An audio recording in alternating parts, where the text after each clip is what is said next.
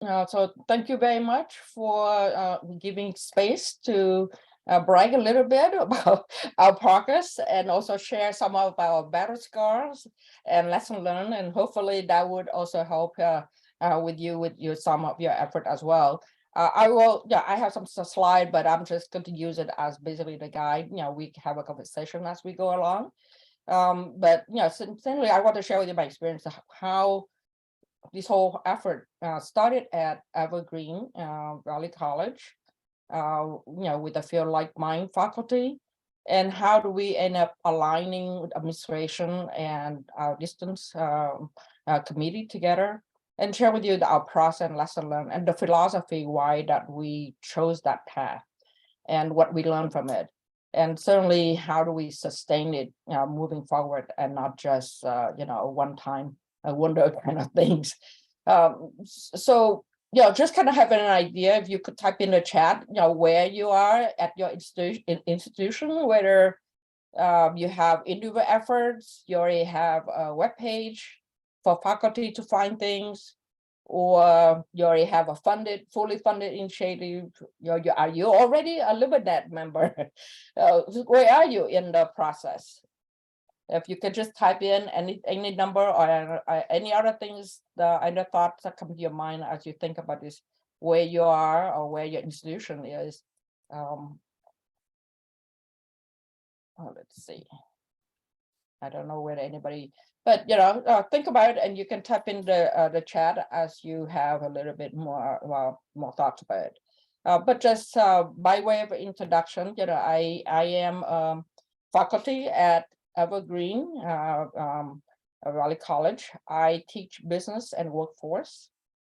Outside of Evergreen, I also teach at EBA and master at Golden Gate University. So I am somewhat of a pracademia, as some of you have called me, as that I started my career both as a professional first in high tech. I work for high tech companies. I wrote operating system, but I also run businesses. So I have this kind of weird combination of business and technology for us, my interests and my field expertise.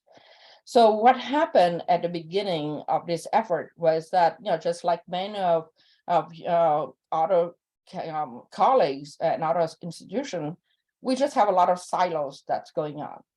We have people that we have faculty just out of their own interest, they would develop their own OERs in so many different ways, whether use Google Docs or Word document or write in Canvas.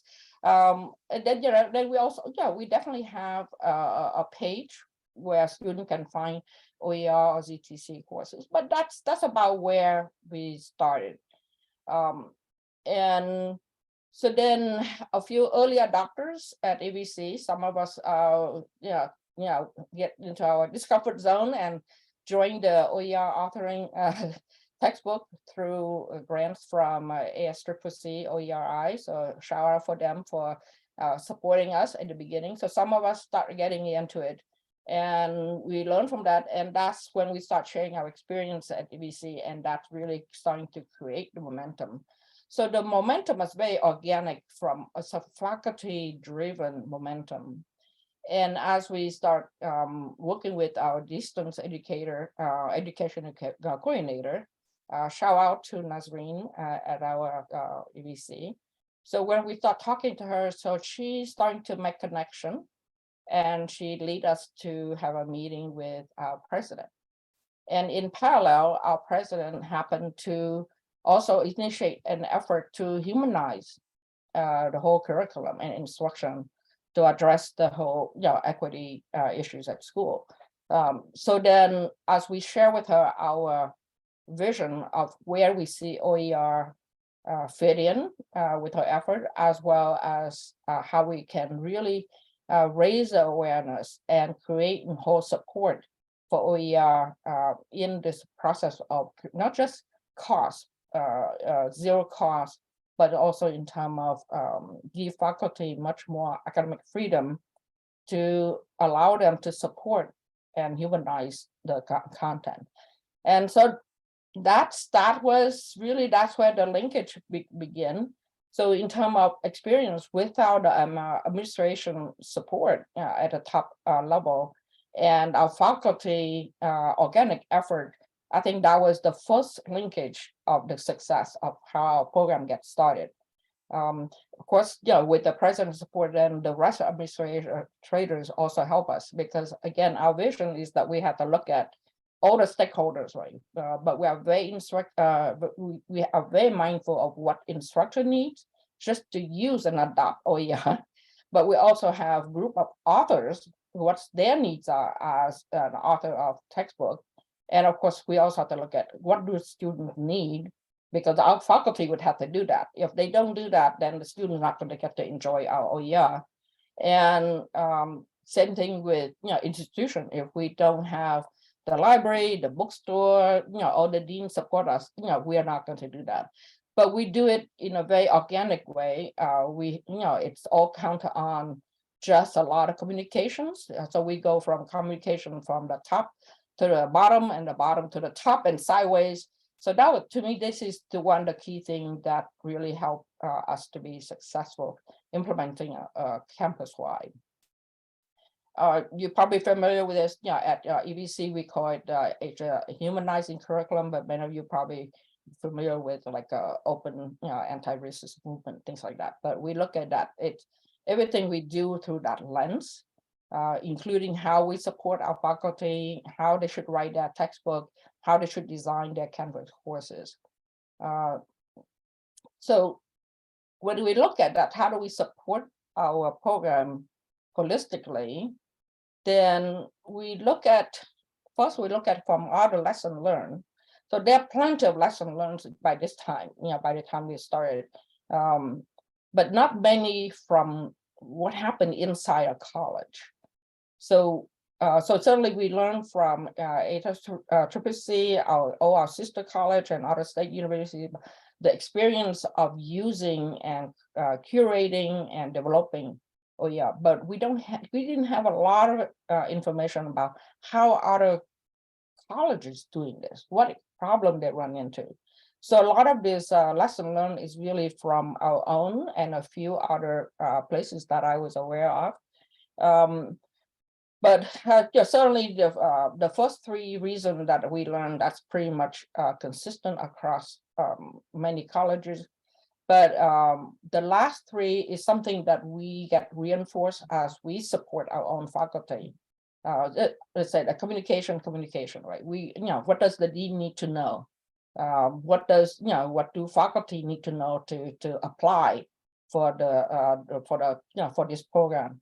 And when we started, we also had to deal with a lot of the, I said, buzz around LibreTexts and other publishing platform. Some of our faculty is very worried about, oh, this is so complicated a platform. It's going to take me a lot of time. Let me just stick with my Google Doc. So a lot of whether I'm sure they're all based on some grain of truth, but there's a lot of that. It just people don't use LibreTexts often enough and not making time for it. So some of the things that we also learned from having done with the first cohort is that the loss of proficiency due to infrequent use. So just because you learn it once does not mean that you just sign back on 3 months later on and suddenly you remember every features in LibreText. So a lot of these lessons learned, we try to improve our process.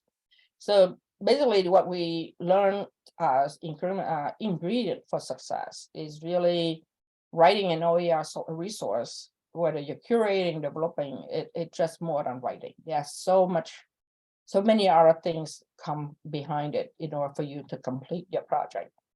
So our philosophy is very much about keep it simple.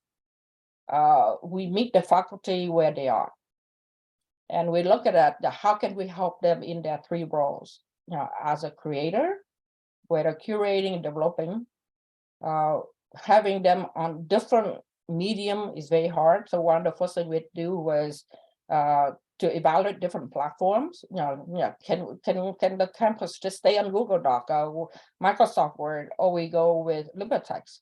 And we end up picking LibreTexts as our standard platform and become a member of the LibreNet because it's important for faculty to have Canvas support, LMS support. It's important for the student to have to be able to print, to PDF, all these things that you heard from Delmar earlier on. So it's so the trade-off was very clearly weighed heavily over LibreTexts platform, and that's what we really adopt and embrace. And now we have a good, a faculty or community of faculty who now very familiar with LibreTexts and become more proficient as we get used in the last year. But the other role is as a project manager. They have to manage their team. We expect collaboration. So certainly they have to manage 2 or 3 people. And when managing students different, but managing a group of colleagues to get a whole big project, a year-long project, there's different issues that they need to be aware. And many of our faculty, this is their first time writing a textbook. So there's a lot of things they don't know what they don't know. They all work really hard, they're very excited, but there's just so much all at once. And the other thing is, as a student, how do we humanize and support them as a student to learn new things? They are the content expert, but there's just so many things around writing a textbook that require them to, to be much more proficient. So again, we, look at them as a student, quote unquote, so that we can support them in the way that it's comfortable for them. We don't ask them to understand anything, a lot of new things. We don't bombard them with zillion templates to begin with. We just don't give them so much information. We treat them we give them the just-in-time information that they need. So when we support them with we call special topics hour or special training session or workshop. But we say, let's get the outline together. And we talk to them about the outline. Let's get the outline entered in the LibreText. So we just work with each team and get them step by step. So then that way it doesn't feel so overwhelming. It's part of us counter the fact that learning a new publishing platform doesn't have to be difficult. It doesn't, you don't have to do everything at once. You can just learn basic functions of the platform and you still can create a beautiful OER material. So we changed our approach a lot compared to some other earlier effort at other schools because of, again, built on their experience. So I appreciate all the ones that go above before us because we learn from their lesson. So where are we now in terms of the results?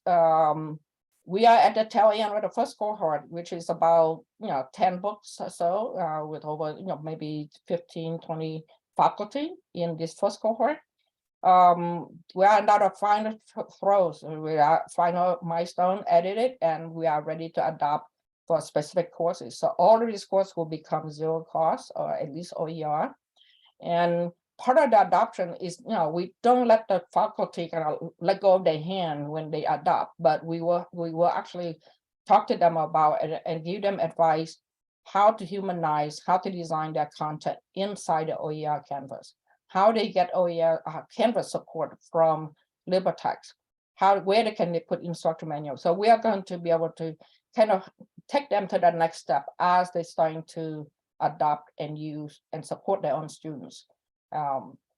So don't take me for these images. I just make up mine. The final book will be different, but kind of an idea. So as the LibreNet members, so essentially on our Canvas page, this is one of the objectives from the president, to have a common place where both students and faculty can find all of the courses.